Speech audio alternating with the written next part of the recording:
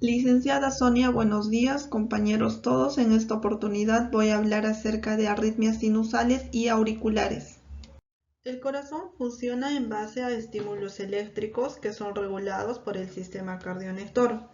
Este es el sistema de conducción fisiológico del corazón y está formado por una jerarquía de marcapasos en la que el nodo sinusal es el marcapaso principal y en condiciones normales va a emitir estímulos de 60 a 100 latidos por minuto.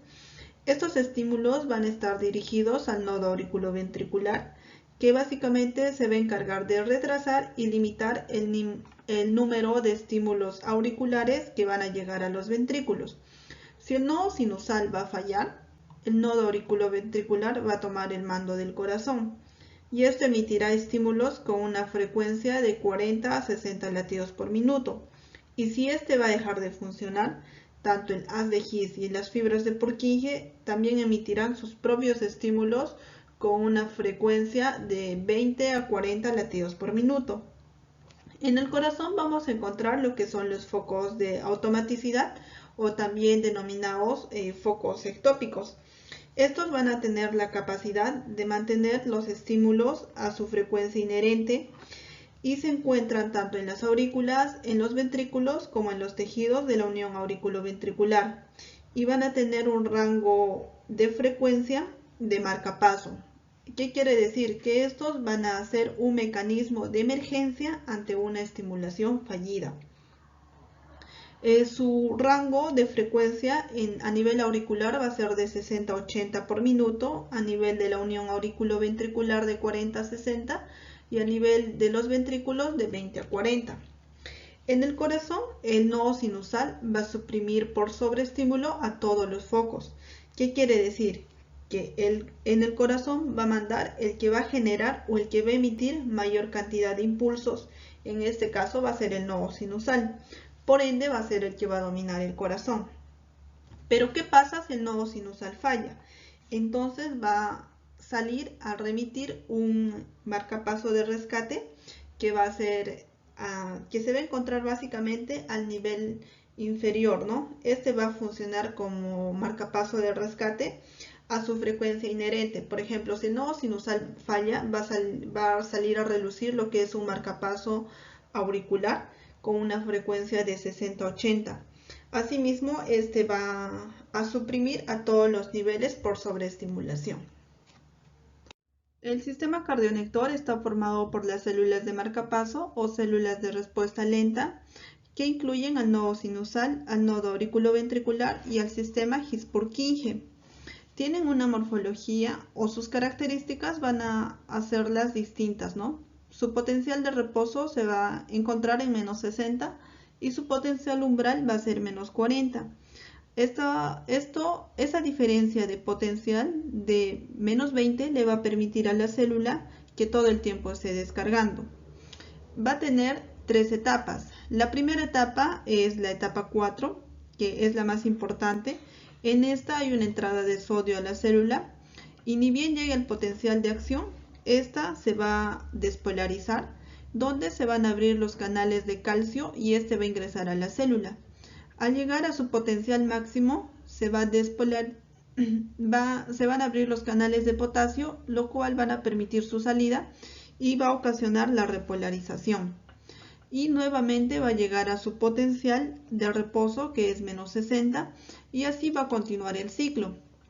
Tenemos que tener en cuenta que en la fase 4 le va a brindar una característica importante a estas células, ya que su ingreso va a ser constante, la célula va a adquirir la capacidad o la característica del automatismo. ¿Qué quiere decir? Que se va a despolarizar o va a iniciar su proceso de despolarización por sí misma y no va a necesitar que el cerebro esté enviando estímulos para que se despolarice. Las arritmias cardíacas constituyen un problema frecuente en los servicios de urgencias, ya que su forma de presentación varía desde una anormalidad en el electrocardiograma y usualmente la persona puede estar con o sin síntomas. Entonces decimos que La valoración en este tipo de pacientes es muy importante, ya que pueden desencadenar en una parada cardiorrespiratoria, ¿no? Cuando hablamos de una arritmia, decimos que es un ritmo cardíaco distinto al ritmo sinusal. Como sabemos, el ritmo sinusal es un ritmo que tiene una frecuencia cardíaca que oscila entre 60 a 100 latidos por minuto, es de origen sinusal. ¿Y cómo lo comprobamos electrocardiográficamente? Porque va a haber una onda P antes del complejo QRS, la onda P va a ser positiva en la derivación D2, D3 y AVF y negativa en la derivación AVR. Asimismo, el intervalo PR va a ser constante y la distancia entre la onda P y P va a ser igual a la distancia entre la onda RR. Asimismo, se dice que una arritmia cardíaca es un trastorno en la formación y en la conducción de los impulsos cardíacos. Las arritmias sinusales van a ser un ritmo cardíaco distinto al ritmo sinusal, donde va a ocurrir una afección en el nodo sinusal. Dentro de las arritmias sinusales tenemos la taquicardia sinusal inapropiada, la bradicardia sinusal, el paro sinusal y la arritmia sinusal. La taquicardia sinusal se va a caracterizar por una frecuencia cardíaca mayor a 100 latidos por minuto. Su etiología es básicamente por un mecanismo de compensación. ¿Qué quiere decir? Que va a haber otro cuadro clínico o otra patología de fondo, ¿no? Que puede manifestarse con una taquicardia sinusal, como una insuficiencia cardíaca, una hipovolemia, un shock hipovolémico o cualquier otro tipo de shock, una estimulación simpática o una inhibición vagal. La taquicardia sinusal también puede aparecer en sujetos sanos, como en lactantes y niños, personas que hayan realizado actividad física o que estén pasando por periodos de ansiedad o sean consumidores de tabaco. Asimismo, la ingestión de estimulantes como el café, té y el alcohol también van a aumentar la frecuencia cardíaca. En el electrocardiograma vamos a evidenciar una morfología similar al ritmo sinusal, porque va a tener una onda P antes del complejo QRS y las ondas R y P van a ser equidistantes, pero la frecuencia cardíaca va a ser mayor a 100 latidos por minuto. El tratamiento solo se realiza un tratamiento respectivo cuando es sintomático, ¿no? Pero si no va a ser sintomático, lo primero que se tiene que hacer es la supresión de sustancias estimulantes como el café, el alcohol o el tabaco. En caso no haya sustancias estimulantes, se va a corregir el factor desencadenante, que puede ser la causa aguda por la que se ha generado la taquicardia sinusal, que puede ser la anemia, un shock séptico, hipovolémico o la hipoxemia o otro cuadro clínico. En caso la persona presente una crisis tirotóxica, este va a ser el único caso donde se va a tratar la taquicardia sinusal. Esta se va a tratar con metoprolol, que con una dosis inicial de 2.5 miligramos por vía intravenosa. La taquicardia sinusal inapropiada es una taquicardia que aparece de forma mantenida en reposo y va a empeorar desproporcionadamente ante el estrés o el ejercicio leve. Se va a basar en una frecuencia cardíaca superior a 100 latidos por minuto. Su etiología se va a deber a dos mecanismos. Primero, que va a haber un automatismo aumentado en el nodo sinusal. Y segundo, va a haber una regulación autonómica anormal. Con este va a ocasionar un aumento del tono simpático y una disminución del tono parasimpático. Electrocardiográficamente vamos a evidenciar un ritmo sinusal. Vamos a encontrar una onda P antes del complejo QRS y tanto las ondas R y las ondas P van a ser equidistantes. Y la frecuencia cardíaca va a ser superior a 100 latidos por minuto, ¿no? Su tratamiento básicamente va a estar dirigido solamente al control de síntomas. Y lo primero que se tiene que hacer es la supresión de sustancias estimulantes o que generen esta taquicardia. Por ejemplo, el tabaco, el café, el alcohol, entre otros. Se continúa con la administración de ivabradina con una dosis inicial de 5 miligramos cada 12 horas por vía oral. Y se continúa con lo que son los beta bloqueadores, ¿no? con el propanolol 10 miligramos cada 8 horas. La bradicardia sinusal se va a caracterizar por una frecuencia cardíaca inferior a 60 latidos por minuto. Su etiología en individuos sanos puede ocurrir por una hipervagotonía, como en deportistas en reposo, una constitución asténica e incluso durante el sueño.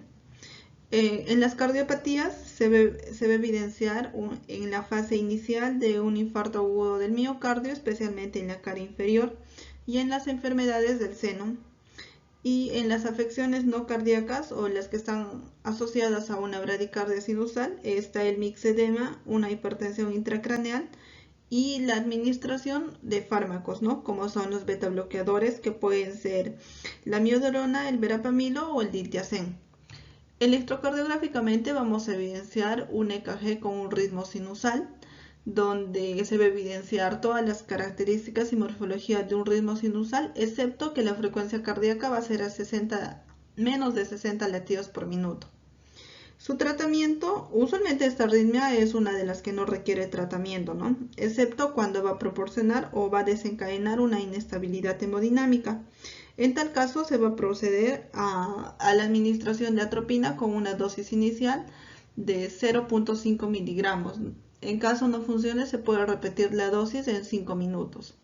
En caso la administración de atropina sea fallida, se recurre a lo que es la colocación de un marcapaso provisional. Este puede ser transcutáneo o intravenoso.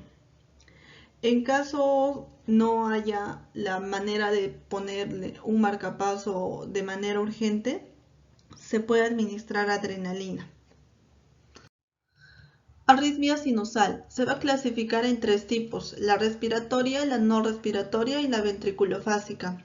La respiratoria, en este caso, el ritmo sinusal va a disminuir con la expiración y va a aumentar con la inspiración. Esto va a ocurrir debido a cambios del tono vagal con el ciclo respiratorio. Va a aparecer en individuos sanos, sobre todo en niños y adolescentes. La no respiratoria no está asociada con la respiración y se va a desconocer su etiología, pero va a aparecer fundamentalmente en individuos sanos, pero también se puede asociar a la bradicardia sinusal en la fase precoz de un infarto agudo del miocardio. Y la ventriculofásica se va a caracterizar porque los intervalos P y P no contienen complejos QRS, ¿no? También estos van a ser más largos que los intervalos P y P. Entonces se va a asociar, usualmente está asociado a lo que es un bloqueo auriculoventricular completo o de segundo grado. Electrocardiográficamente podemos evidenciar un ritmo sinusal P, con una onda P antes de un complejo QRS, pero las ondas R y las ondas P no van a ser equidistantes, van a ser irregulares, ¿no? El paro sinusal aparece en aquellas personas normales vagotónicas o con una hipersensibilidad del seno. Usualmente está asociado a aquellas personas que han presentado arritmias anteriormente con frecuencia, ¿no? También es secundaria a fármacos como el digital, la quinidina y parasimpático-miméticos. También está ocasionada por o puede aparecer en alteraciones electrolíticas como una hiperpotasemia o cardiopatías como la miocarditis o un infarto agudo del miocardio que van a afectar el nodo sinusal, y de manera iatrogénica cuando hay un masaje de seno carotidio en sujetos ancianos o con un seno hipersensible. En el electrocardiograma vamos a evidenciar un ritmo sinusal porque va a haber una onda P antes de un complejo QRS, pero el intervalo P y P no va a ser equidistante, ya que va a aparecer una pausa y van a surgir sin una cadencia determinada. El tratamiento básicamente se va a dar cuando ocurran alteraciones hemodinámicas o se constaten que haya pausa de más de 3 segundos o la frecuencia ventricular esté inferior a 40 latidos por minuto. Entonces se va a proceder de la siguiente manera. Lo primero es que se trata la enfermedad de fondo, ¿no? La que puede estar ocasionando el paro sinusal.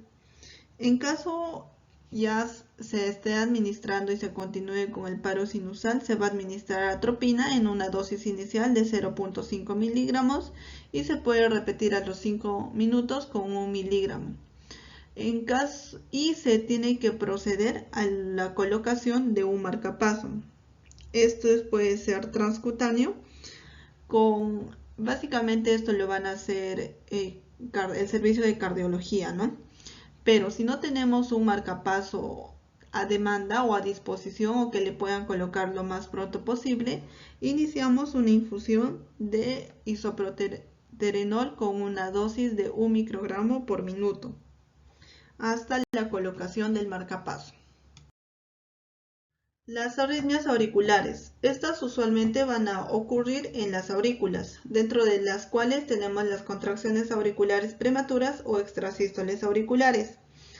Va a ocurrir o su etiología que se puede desencadenar en personas sanas espontáneamente o van a estar inducidas por estimulantes, ¿no? Como el alcohol, el café, el tabaco, entre otros. Está asociada a patología cardíaca que pueden ser valvulopatías reumáticas, usualmente una insuficiencia mitral o tricuspidia, y también a patologías no cardíacas, como pueden ser el hipertiroidismo, la hipoxia o alteraciones hidroelectrolíticas.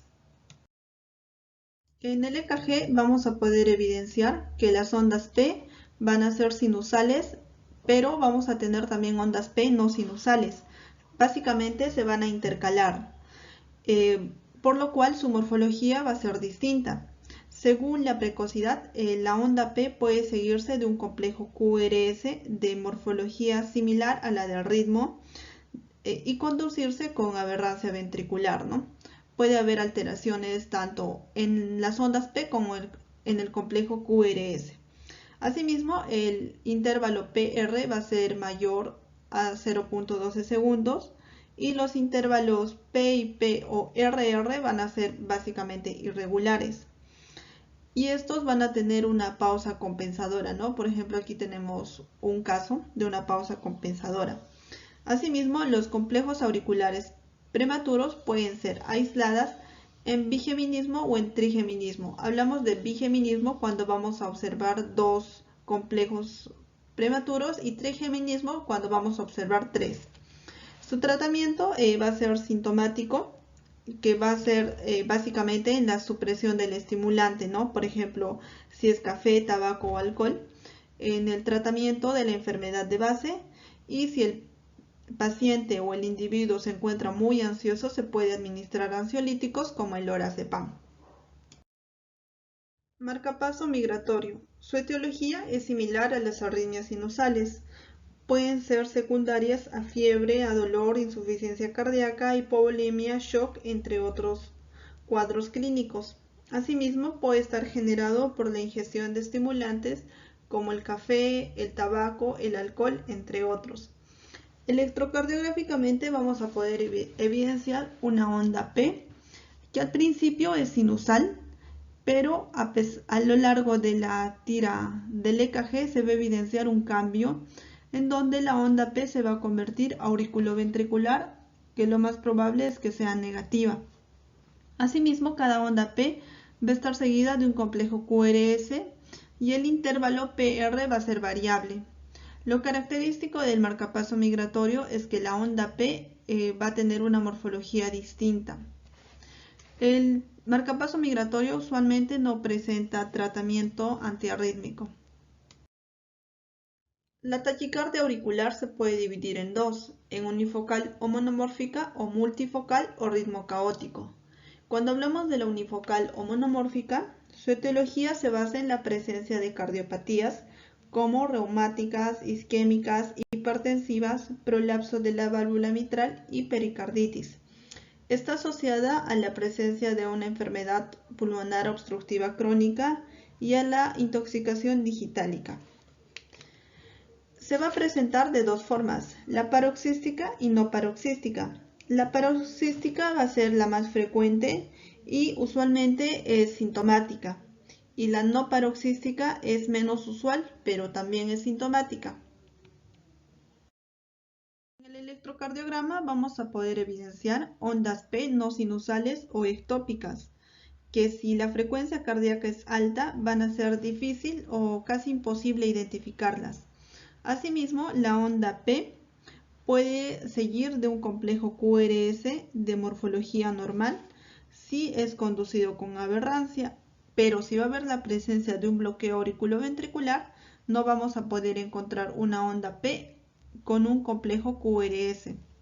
Asimismo, el intervalo PR va a ser normal o va a ser prolongado y la frecuencia auricular se va a encontrar entre 100 y 240 latidos por minuto y la frecuencia ventricular va a depender de la presencia o ausencia de un bloqueo auriculoventricular. Asimismo, los intervalos P y P pueden o no ser regulares y los intervalos RR no van a ser regulares, ¿no? O sea, no vamos a ver una equidistancia entre estos. El tratamiento de las taquiarritmias va a depender del estado hemodinámico del paciente, si éste se va a encontrar estable o inestable hemodinámicamente, si va a presentar síntomas y si la frecuencia ventricular va a ser mayor a 120 latidos por minuto. Si el paciente se va a encontrar inestable hemodinámicamente, se intenta la reversión a ritmo sinusal con maniobras vagales. Estas pueden ser el masaje de seno carotidio o las maniobras de Valsalva. Si esta medida va a ser inefectiva, se va a recurrir a la cardioversión farmacológica con adenosina, con una dosis inicial de 6 miligramos. Y si no funciona, repetimos la dosis, una segunda dosis de 12 miligramos y sabemos que la administración es en bala. Asimismo, tenemos que tener en cuenta que antes de administrar cada una de las dosis de adenosina, tenemos que repetir las maniobras vagales. En caso la cardioversión farmacológica sea fallida, vamos a recurrir a la cardioversión eléctrica. Y si la cardioversión eléctrica no va a responder y el paciente va a continuar con una inestabilidad hemodinámica, se va a administrar amiodarona con una dosis inicial de 5 a 7 miligramos por kilogramo en una infusión que va a durar 15 minutos. En casos persista, se puede repetir la dosis ya también en una infusión de 1 hora. En caso, a pesar de haber administrado 2 dosis de amiodarona y persista la inestabilidad, se repite la cardioversión eléctrica. Sin embargo, haya una mejoría de la estabilidad hemodinámica después de haber administrado la amiodarona, se continúa con una infusión continua, ¿no?, de amiodarona con una dosis de 1.2 a 1.8 miligramos en 24 horas. Asimismo, se van a descontar las horas ya administradas y se va a completar una impregnación de amiodarona por vía oral. Se va a administrar 200 miligramos cada 8 horas los primeros 7 días, cada 12 horas los siguientes 7 días y una dosis de mantenimiento de 200 miligramos cada 24 horas, 5 días a la semana. Si el paciente se va a encontrar estable hemodinámicamente, con ausencia de una insuficiencia cardíaca de fondo, podemos administrar los antagonistas de calcio, como el verapamilo, con una dosis inicial de 5 miligramos.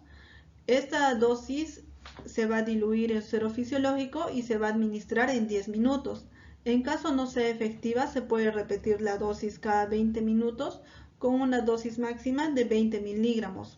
Y si optamos por los bloqueadores beta, tenemos el metoprolol con una dosis de 2.5 miligramos y la podemos repetir cada 10 minutos con una dosis máxima de 1.5 miligramos.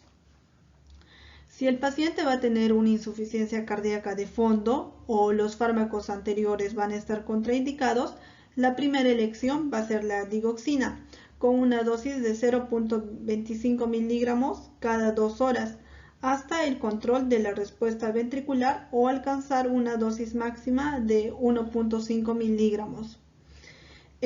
Si la frecuencia ventricular va a estar elevada, se va a manejar con maniobras vagales como el masaje de seno carotidio o las maniobras de Valsalva y se va a administrar adenosina.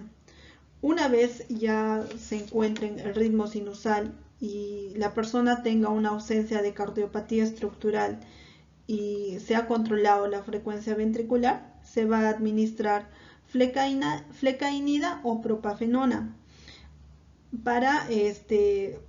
Esto va a depender de la intensidad de los síntomas, ¿no? Si va a ser flecainida, vamos a administrar 1.5 a 3 miligramos por kilogramo, y si es propafenona, 1.5 a 2 miligramos por kilogramo. Estos ambos pueden pasar en 20 minutos, ¿no? Pero bueno, solo se va a administrar uno de ellos. Pero tenemos que tener en consideración que cuando administremos estos fármacos, tiene que haber una monitorización electrocardiográfica continua, tanto de la frecuencia, del ritmo y de la saturación. Si va a haber una cardiopatía de fondo, se va a administrar amiodarona. Esta puede ser intravenosa o vía oral. Igual que si es intravenosa, se va a hacer la infusión de amiodarona, y si va a ser por vía oral, se va a completar la impregnación de amiodarona. Tenemos que tener en cuenta que si un paciente ya ha estado con tratamiento de amiodarona, ya no se va a realizar lo que es la impregnación de amiodarona, se va a continuar con su dosis de mantenimiento. La taquicardia auricular multifocal o de ritmo caótico aparece principalmente en pacientes con enfermedad pulmonar obstructiva crónica y en la insuficiencia cardíaca descompensada. Aparece con menos frecuencia en adultos que cursan trastornos de hipocalcemia, hipopotasemia, hipomagnesemia, embolia pulmonar, hipertensión arterial, hipoxemia, intoxicación por metilxantinas y raras veces intoxicación digitálica. En el electrocardiograma vamos a poder evidenciar ondas P no sinusales, entonces su morfología no va a ser similar. Cada onda P puede o no seguir de un complejo QRS dependiendo de la existencia de un bloqueo auriculoventricular. Asimismo, el intervalo PR puede ser normal o prolongado, y la frecuencia auricular va a oscilar entre 100 y 180 latidos por minuto, y la frecuencia ventricular va a depender de la existencia de un bloqueo auriculoventricular y su grado. Asimismo, los intervalos P y P pueden o no ser regulares. El tratamiento está indicado cuando hay inestabilidad hemodinámica o presencia de síntomas. Su manejo es igual a la taquicardia auricular unifocal, donde el principal objetivo es mantener o llegar al ritmo sinusal. Pero en este caso también nos vamos a dedicar a lo que son las patologías de fondo. Se va a optimizar el tratamiento tanto de la insuficiencia cardíaca e insuficiencia respiratoria.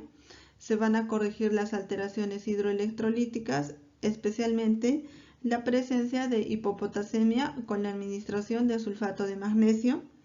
Y si es necesario administrar fármacos antiarrítmicos, se pueden utilizar en función al paciente.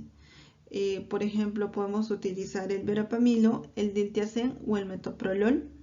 Estos van a depender según la severidad de los síntomas, pueden ser endovenosos o por vía oral. Asimismo, si no puedo utilizar estos medicamentos, puedo recurrir al manejo de la amiodarona, ¿no? También esta la voy a manejar respecto a la inestabilidad del paciente por vía oral o por vía endovenosa. La fibrilación auricular es una arritmia sostenida muy frecuente y su prevalencia incrementa con la edad y aumenta el riesgo de accidente cerebrovascular. Esta arritmia se mantiene por un mecanismo de reentrada. Se dice que esta arritmia es usual de pacientes adultos con un corazón enfermo, porque está asociada a enfermedades cardíacas como pueden ser primarias, como las valvulopatías, la cardiopatía isquémica, las miocardiopatías o tumores cardíacos, y también va a estar asociada a otras enfermedades pero con afección cardíaca, como la hipertensión arterial, la enfermedad broncopulmonar, la diabetes mellitus y el síndrome de apnea obstructiva del sueño. Se va a clasificar en 5 tipos. Tenemos la primera crisis detectada, entonces va a ser la primera crisis de fibrilación auricular que sea diagnosticada por el paciente. La fibrilación auricular paroxística Es autolimitada y generalmente en menos de 48 horas, aunque sus episodios de paroxismo pueden continuar hasta los 7 días. La fibrilación auricular persistente es un episodio que va a durar más de 7 días, en la cual se puede manejar con la cardioversión farmacológica o eléctrica después de los 7 días o más. Si la fibrilación auricular es persistente de larga duración, en este caso la arritmia va a llevar menos de un año en el momento en el que se decide adoptar una estrategia de control del ritmo o la cardioversión, y la fibrilación auricular permanente va a ser una arritmia aceptada tanto por el usuario y el médico tratante, ¿no?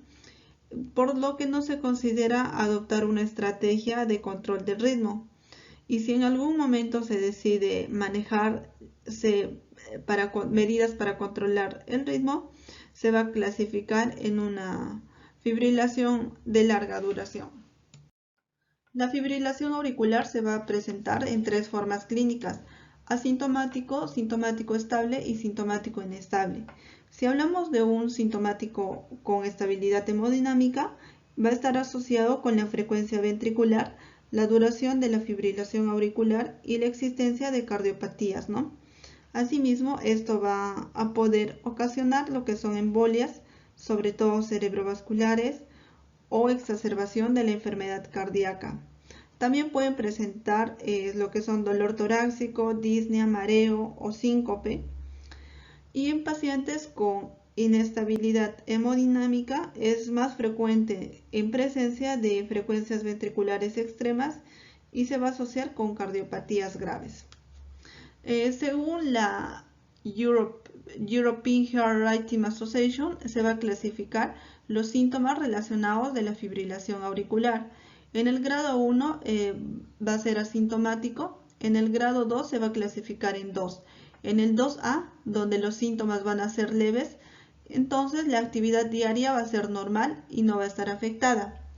En la clase 2B, los síntomas van a ser moderados, por lo que la actividad diaria normal no está afectada, pero los síntomas suponen un problema para el paciente.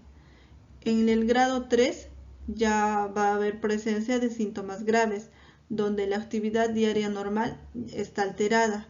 Y en el grado 4 ya están los síntomas incapacitantes, donde se interrumpe la actividad diaria normal. Electrocardiográficamente, ¿cómo vamos a identificar una fibrilación auricular? Primero va a haber la ausencia de ondas P, ya que van a ser sustituidas por ondas F minúscula.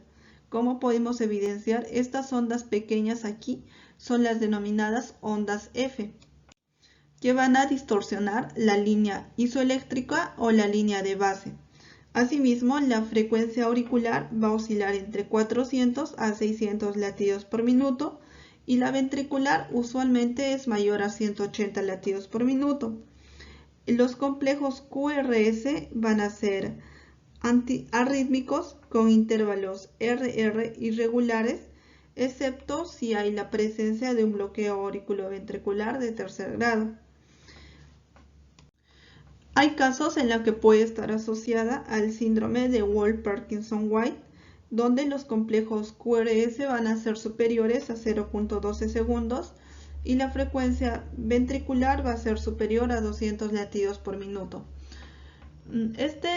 La fibrilación auricular es una de las arritmias más frecuentes en los servicios de urgencias, ¿no?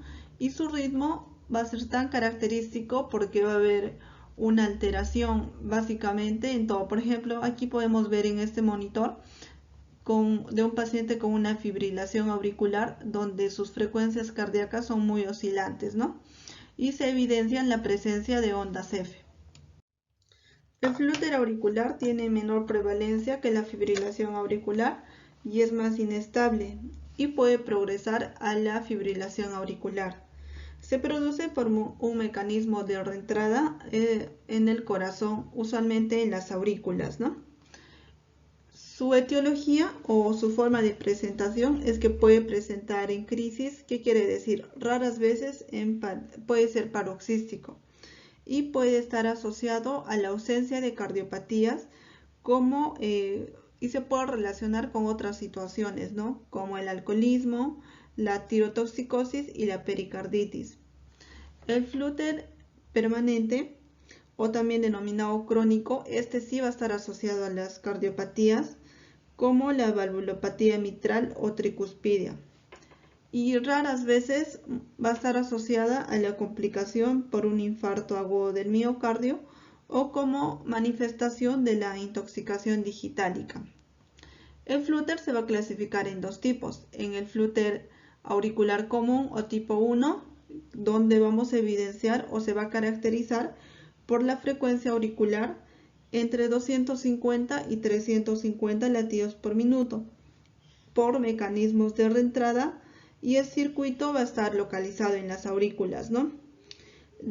Usualmente en la aurícula derecha. Entonces se va a evidenciar ondas F negativas en la cara inferior.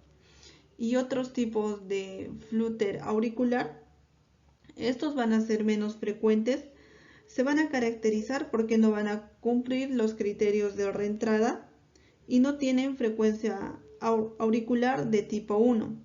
Asimismo, no van a evidenciarse ondas F negativas en cara inferior. Electrocardiográficamente vamos a poder no se va a evidenciar la presencia de ondas P, ya que van a ser sustituidas por ondas F mayúsculas que van a distorsionar la línea isoeléctrica o la línea basal. Se va a denominar a estas ondas F mayúsculas como dientes de sierra, y no se va usualmente o no siempre se objetivan en todas las derivaciones, sino se encuentran fundamentalmente en las derivaciones D2, D3 y AVF. Asimismo, la frecuencia auricular va a oscilar entre 200 y 350 latidos por minuto, y la ventricular va a depender del grado, si hay o no la presencia de bloqueo auriculoventricular, ¿no? Asimismo, los complejos QRS pueden ser rítmicos en conducción o con intervalos RR regulares, ¿no?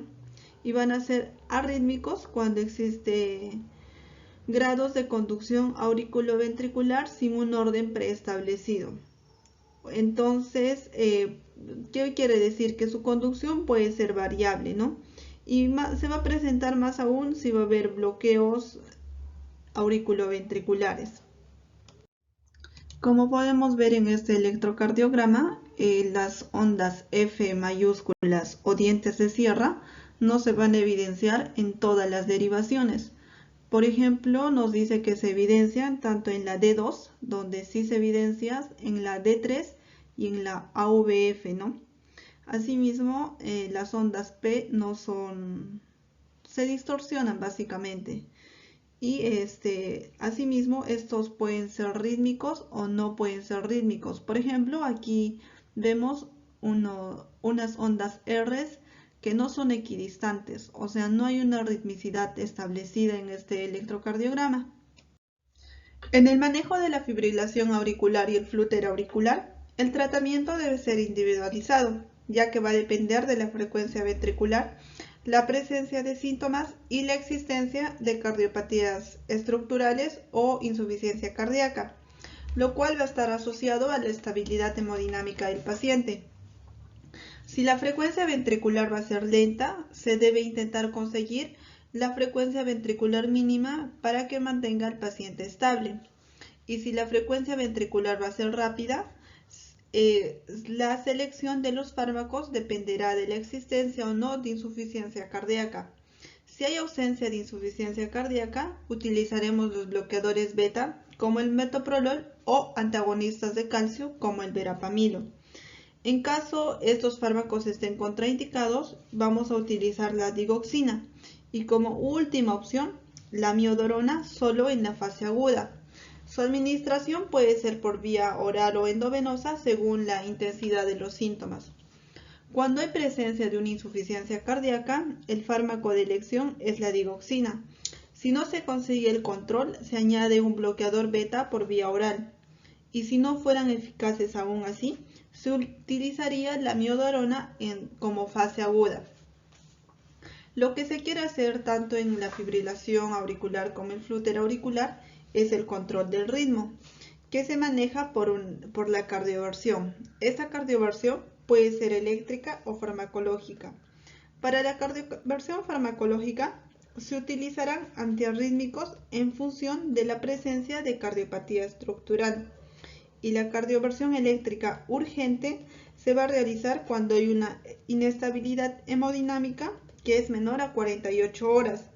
Y si no se consigue el objetivo con fármacos, podemos utilizar una cardioversión electiva cuando la fibrilación auricular es superior a 48 horas o es desconocida o es una fibrilación auricular persistente. Pero tenemos que tener en consideración que el paciente tiene que estar anticoagulado. Una vez instaurado el tratamiento, se tiene que realizar lo que es la prevención de recurrencias, por lo que se va a instaurar un tratamiento farmacológico para prevenir posibles futuros episodios, entre los cuales vamos a encontrar fármacos como la miodarona, la flecainida, la procainamida y la propafenona. Asimismo, tanto en la fibrilación y en el flúter auricular se debe manejar un tratamiento anticoagulante. Este va a depender si se trata de una fibrilación auricular valvular o no valvular. Cuando hablamos de una fibrilación auricular valvular, este está asociado a una valvulopatía mitral, en el cual se trata permanentemente o se anticoagula con fármacos antivitamina K, como la warfarina, en una dosis necesaria para mantener un INR entre 2.5 y 3.5. Si hablamos de una fibrilación auricular no valvular, se va a tratar respecto o asociada a las horas que ha ocurrido la crisis, ¿no? Por ejemplo, si hablamos de una crisis de fibrilación auricular menos de 48 horas y el paciente no está anticoagulado, se va a administrar heparina de bajo peso molecular en una única dosis de 100 unidades internacionales por kilogramo de manera subcutánea. Asimismo, si el paciente está anticoagulado, se debe seguir con el mismo tratamiento. En crisis de fibrilación auricular mayor de 48 horas o de duración desconocida y el paciente no está anticoagulado, se tiene que utilizar antivitaminas K para mantener el INR entre 2 y 3. Asimismo, se va a realizar esta medicación durante 3 semanas antes y 4 semanas después de la cardioversión. Si el paciente está anticoagulado, debe seguir con su mismo tratamiento. Asimismo, si se va a revertir tal situación, en ambos casos se va a instaurar un tratamiento crónico o un tratamiento de mantenimiento. Para instaurar este tratamiento se va a basar en la presencia de factores de riesgo, tanto tromboembólico como hemorrágico. Los factores de riesgo tromboembólico en la fibrilación auricular no valvular lo vamos a medir mediante la escala de Chadbois. Esta nos va a brindar una serie de factores de riesgo y cada uno va a tener su puntuación respectiva. Entre los factores de riesgo vamos a tener si la persona va a tener o no una insuficiencia cardíaca congestiva o una disfunción ventricular izquierda, hipertensión arterial, edad superior o igual a 75 años, edad entre 65 y 74 años, diabetes mellitus, accidente cerebrovascular o tromboembolia, enfermedad vascular, sexo femenino. La puntuación máxima de esta escala va a ser 9 puntos. Asimismo, se va a evaluar conjuntamente con la escala que va a evaluar los factores de riesgo hemorrágico, que va a ser la escala de Hazlitt. En esta nos va a dar características clínicas y cada una va a tener una puntuación. Por ejemplo, tenemos la hipertensión arterial, donde la presión arterial sistólica debe ser mayor a 160 miligramos de mercurio. Hablamos de una función renal o hepática alterada. Hablamos de una función renal alterada cuando la persona está en diálisis o su creatinina es superior a 2 miligramos por decilitro. Y una disfunción hepática o una función hepática alterada cuando la persona va a tener una enfermedad crónica a nivel del hígado, ¿no? Por ejemplo, la cirrosis hepática.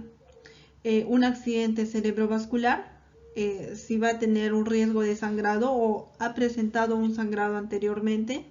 Si su INR va a ser lábil, o sea, hablamos de un INR inestable, este puede estar elevado. La administración de fármacos o el consumo de alcohol, ¿no? Usualmente se relaciona con el uso de fármacos antiplaquetarios o antiinflamatorios no esteroideos, ¿no? Que están asociados con el abuso de alcohol. Asimismo, la puntuación de esta escala también va a ser 9 puntos, donde se va a determinar que el riesgo de sangrado va a ser bajo, con una puntuación de 0 a 2, y el riesgo de sangrado va a ser elevado cuando se va a encontrar mayor a 3 puntos. Para instaurar el tratamiento anticoagulante se debe de considerar una escala de Hazlitt superior a 3 puntos y una escala de Chadbourne al menos de 1 punto, para lo cual se va a utilizar fármacos como la warfarina, el apixaban, el endoxaban y el rivaroxaban. Gracias.